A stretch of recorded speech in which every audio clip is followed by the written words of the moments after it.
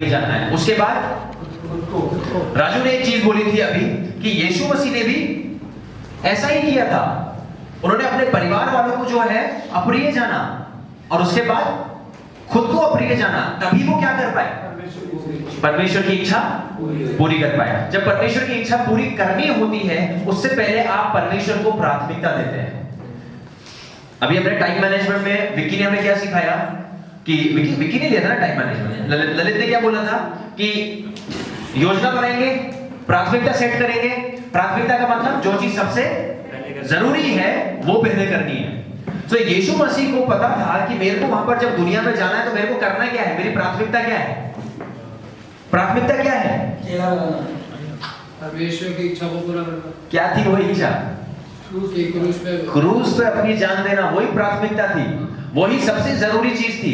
और आप 3-3.5 साल की यीशु मसीह की सेवकाई को आप देखेंगे तो पूरे उसमें जो सारी चीजें पॉइंट आउट करती हैं, मिलाती हैं, वो उस एक घटना को मिलाती है, सिर्फ उसी एक घटना को।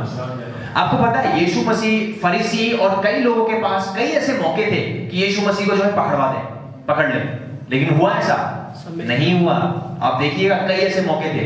आप बाइबल में कुछ ऐसे पद पढ़ेंगे जब एक वचन है कि जब वो पहाड़ी पे गया था तो आराधनालय में उन्होंने प्रचार किया और वो चिढ़ गए फरीसी लोग, वहां के जो विश्वासी लोग थे, यहूदी लोग, उन्होंने उसको धक्के मार के कलीसिया से बाहर निकाला और पहाड़ी पे ले गए और लिखा हुआ पहाड़ी से वो उसको धक्का मार के गिराना चाहते थे। पता है क्या वचन लिखा हुआ आया? और यीशु वहां से गायब हो गया। गायब कहां से गायब हो गया? गायब हो गया। परमेश्वर है, कहीं पर भी जा सकता है, गायब हो गया। वो उसी समय उसको मार देते लेकिन उसका टाइम नहीं आया था। दूसरी चीज, जब कुछ समय बाद काफी भीड़ यीशु मसीह के पीछे थी, खाना वाना खिलाया यीशु मसीह ने, पढ़ा आपने, बहुत बार खाना खिलाया। एक समय ऐसा था, खाना खाने के बाद, उसके शायद अगला अध्याय है या कुछ इस तरीके से, तो क्या होता है उस समय जो लोग थे वो यीशु मसीह को राजा बनाना चाहते थे अपना, लेकिन यीशु मसीह बना नहीं बना, क्योंकि वो उसके लिए आया ही नहीं था। जो वहां पर इच्छा थी, परमेश्वर की प्राथमिकता थी, वो थी क्रूस पे लोगों के लिए जान देना। वो प्राथमिकता निभाई, उस प्राथमिकता को रखकर परमेश्वर की इच्छा को पूरा किया उसने। क्लियर हुई चीज? सो अब देखिए क्या है अप्रिय जानने का मतलब। यहां पर क्या है अप्रिय जानने का मतलब? ये नहीं कि हम परिवार का तिरस्कार करें, परिवार का तिरस्कार नहीं होता है। अप्रिय जानने का मतलब है कि मैं सिर्फ और सिर्फ, मैं फिर यूज कर रहा हूं, सिर्फ और सिर्फ जो मेरी प्राथमिकता है उसी पर ध्यान दूंगा, उसी के पीछे जाऊंगा और कुछ नहीं, और कुछ नहीं। और उस लेवल पे यीशु मसीह हमें बनाना चाहते हैं, उस लेवल पे। मैं कुछ चीजें ललित ने जो सिखाई उसको थोड़ा रिकैप करके और कुछ मिला के आपको बताऊंगा, क्योंकि समय के साथ साथ ये चीजें जुड़ी हुई है। कीमत चुकानी पड़ती है हमें एक चेला बनने के लिए। आपको अप्रिय जानना पड़ेगा। Mobile phone, WhatsApp, Google, YouTube, ये सारी चीजें छोटी मोटी चीजें हैं। यहां पर बात क्या हो रही है? परिवार की और खुद की। यहां पर व्हाट्सएप, फोन, ये दूसरी संसारिक चीजों की, पैसे की बात नहीं हो रही है। यहां पर शादी या कोई और चीज की बात नहीं हो रही, यहां पर लोगों की बात हो रही है, परिवार की बात हो रही है। कितना मुश्किल होता है। अब ध्यान से मतलब समझिए। मान लीजिए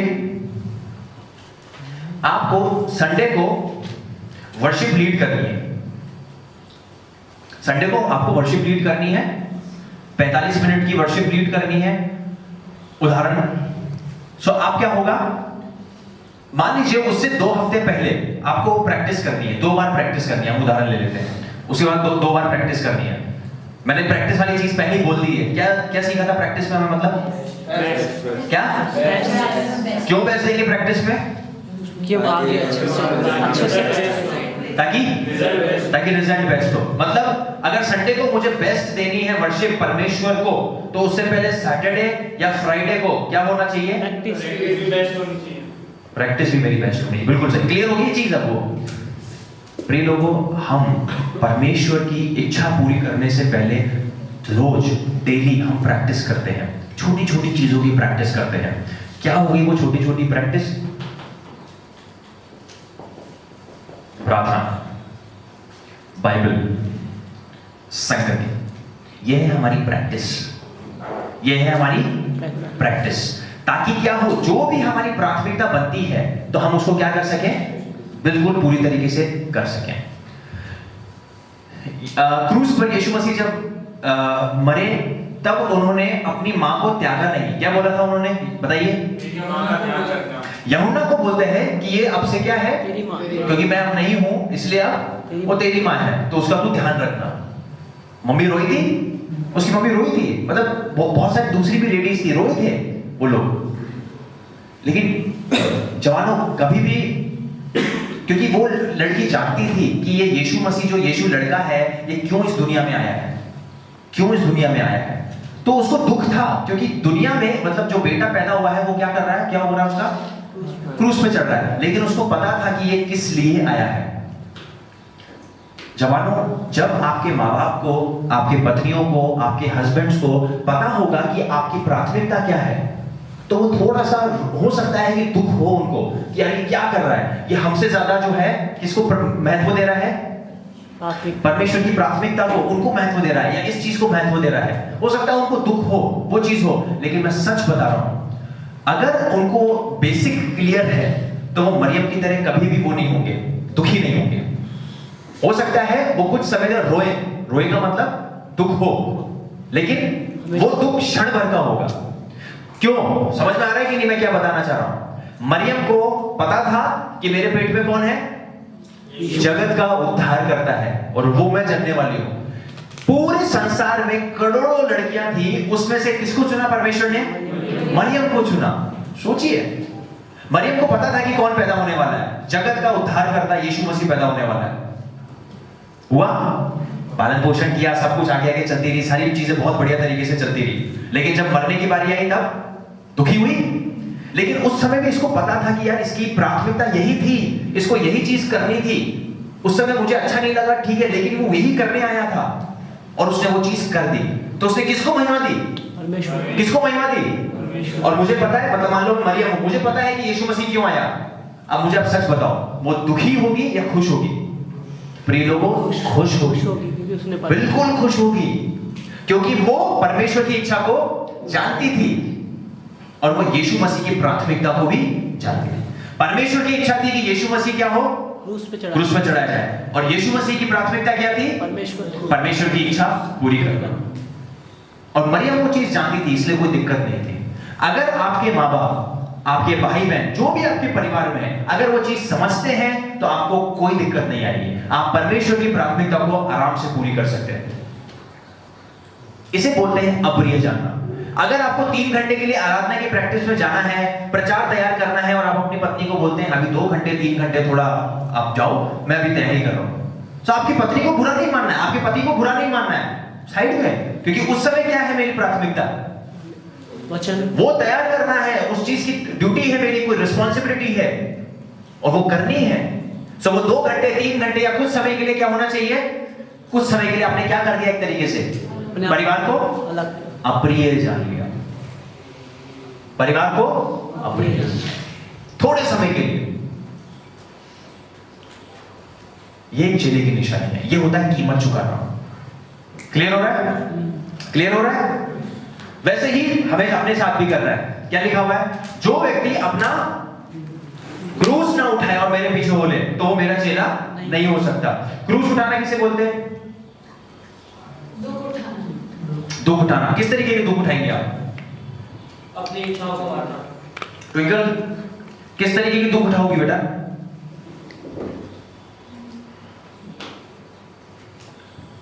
चौदह का 27 वचन पढ़ो एक बार, निकालो, सब निकालिए।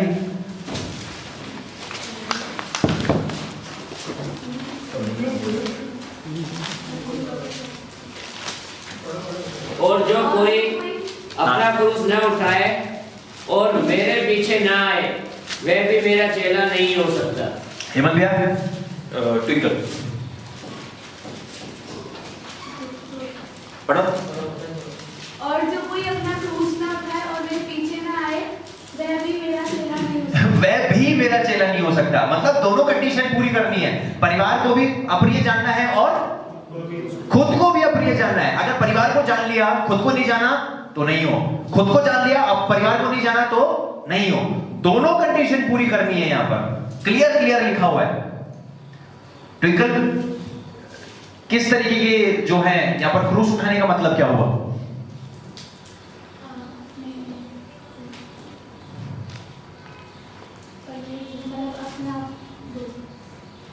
अपना क्या?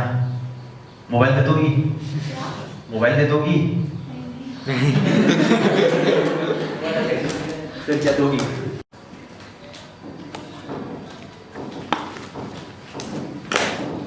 चेले बनना कोई पार्ट टाइम काम नहीं है। कोई किसी 2 घंटे बन लिए, 4 घंटे, अरे यार आज मैं चेला बनूंगा, आज मैं सोच रहा हूं कि 6 घंटे चेला बनूंगा, 8 घंटे चेला बनूंगा। ये पार्ट टाइम काम नहीं होता, चेला बनना भी है। चेला बनना कोई हल्की बात भी नहीं है, बिल्कुल भी नहीं है। कई लोग हल्के में लेते हैं चेले बनने वाली बात को। चेला बनना समर्पण मांगती है। अगर आप समर्पित नहीं कर सकते हैं अपने आप को, तो प्रिय लोगों, आप एक औसत विश्वासी तो बन सकते हैं, या फिर हम लोग अभी तक अपना जीवन इसी तरीके से जी रहे हो, लेकिन एक चेले बनने के लिए हमें समर्पण करना होगा।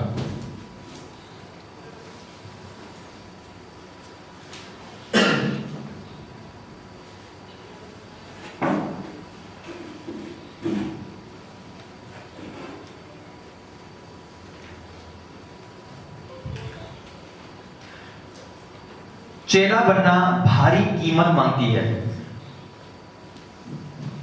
मैं अभी तक कीमत कर रहा था, मैंने अब एक और शब्द जोड़ लिया भारी कीमत मांगती है। बोलो सीधे, थोड़ा इधर कुर्सी इधर कर लो, तिरछी कर लो कुर्सी। भारी कीमत मांगती है।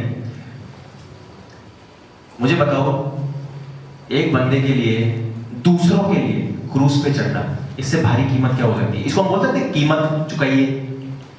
भारी कीमत मतलब ऐसी कीमत जो वर्णन से अपार, मतलब सोचा भी नहीं जा सकता है। मैं आपको बताता हूं मेरे बारे में सिंपल सी चीज। मैं सिर्फ एक ही चीज के ऊपर विश्वास में टिका हुआ हूं। मैं आज विश्वासी नहीं होता, मैं चेला वर्ड यूज नहीं कर रहा हूं, विश्वासी यूज कर रहा हूं। मैं अभी तक सिर्फ एक ही चीज पे विश्वास में टिका हुआ हूं, और वो है यीशु मसीह का क्रूस पे मरना। क्योंकि मेरी इंसानी बुद्धि ये सोच ही नहीं सकती है कि कैसे कोई व्यक्ति मेरे लिए क्रूस पर अपनी जान दे सकता है। मतलब मेरी इंसानी बुद्धि ये सोच ही नहीं सकती है। अगर मैं जितना डीपली इस चीज पे जाऊं, गहराई में जाऊं, मेरे समझ में नहीं आती है ये चीज। कैसे कोई व्यक्ति मेरे लिए क्रूस पर अपनी जान दे सकता है, वो भी 2000 साल पहले, जब मैं पैदा ही नहीं हुआ था। इसी बात पे, सिर्फ इसी बात पे मैं अभी तक विश्वास में टिका हूं, क्योंकि ऐसी बात कहीं पर आई नहीं है। हद है। चेला बनना एक भारी कीमत मांगती है। आइए हम एक वचन पढ़ते हैं और देखते हैं कि यहां पर कीमत चुकाने के बारे में क्या बातचीत हो रही है। लूका 14 अध्याय 28 से 35 वचन हम पढ़ेंगे। तुम में से कौन है जो गढ़ बनाना चाहता हो और पहले बैठकर खर्च न जोड़े कि पूरा करने की सामर्थ्य मेरे पास है? ये सब लोग ध्यान से पढ़िएगा, इसमें हम डिस्कशन करेंगे, ग्रुप डिस्कशन करेंगे, और उसके बाद हम आपस में डिस्कस करेंगे। ठीक है, चलिए पहले एक बार पढ़ लीजिए। मैं थोड़ा सा पहले बता देता हूं आपको क्या करना है, और फिर आप ग्रुप में आपस में डिस्कस करिएगा। पढ़िए वापस। तुम में से कौन है जो गढ़ बनाना चाहता हो और पहले बैठकर खर्च न जोड़े कि पूरा करने की सामर्थ्य मेरे पास है कि नहीं? कहीं ऐसा ना हो कि जब वह नींव डाले पर तैयार न कर सके तो सब देखने वाले ये कहकर उसे ठट्ठों में उड़ाने लगे, यह मनुष्य बनाने तो लगा पर तैयार न कर सका।